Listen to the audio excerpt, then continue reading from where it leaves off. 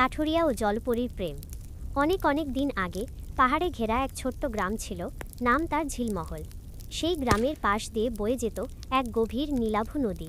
নদীর জল এত স্বচ্ছ ছিল যে নিচে পাথরগুলো পর্যন্ত দেখা যেত। গ্রামের মানুষরা বলত এই নদীর নিচে নাকি এক জলপরী থাকে। সে চাঁদের আলোয় উঠে আসে, গান গায় আর নদীর জলে মুক্ত ছড়িয়ে রাখে। কেউ দেখেনি তাকে, কিন্তু সবাই বিশ্বাস করত। নদীর সৌন্দর্য, তার জলের মিষ্টি গন্ধ আর রাতের সেই মায়াবী আলো সবই নাকি ওই জলপরীর দান।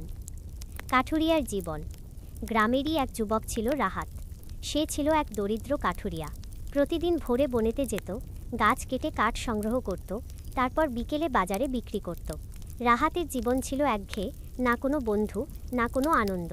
একমাত্র আনন্দ ছিল কাজ শেষে নদীর ধারে বসে সূর্যাস্ত দেখা। একদিন সন্ধ্যায় সে নদীর ধারে বসেছিল।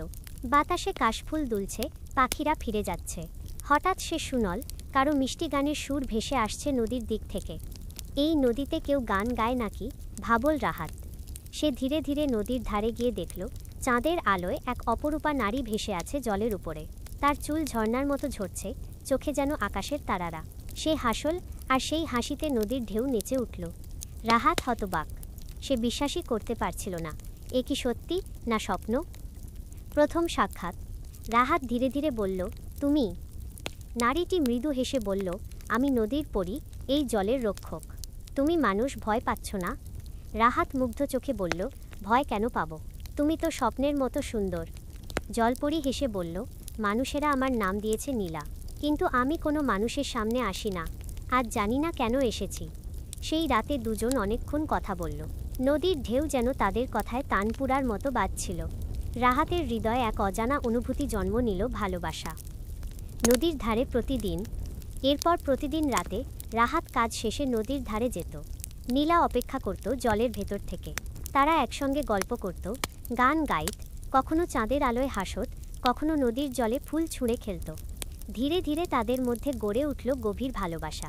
কিন্তু এই প্রেম ছিল অসম্ভব, একজন মানুষ আর একজন জলপরী। তবুও ভালোবাসার জাদু তাদের থামাতে পারল না। গ্রামের লোকের সন্দেহ।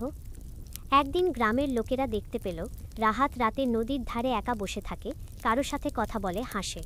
গ্রামের বয়োজ্যেষ্ঠরা বলল, নদীর পরী মানুষকে মায়া দেখায়, তারপর টেনে নিয়ে যায় জলে। রাহাত বিপদে আছে। তারা তাকে নদীর ধারে যেতে মানা করল, কিন্তু রাহাত কারো কথা শুনল না। সে বলল, যাকে আমি ভালোবাসি সে কোনো বিপদ নয়, সে আমার জীবন। একদিন হঠাৎ আকাশ কালো মেঘে ঢেকে গেল।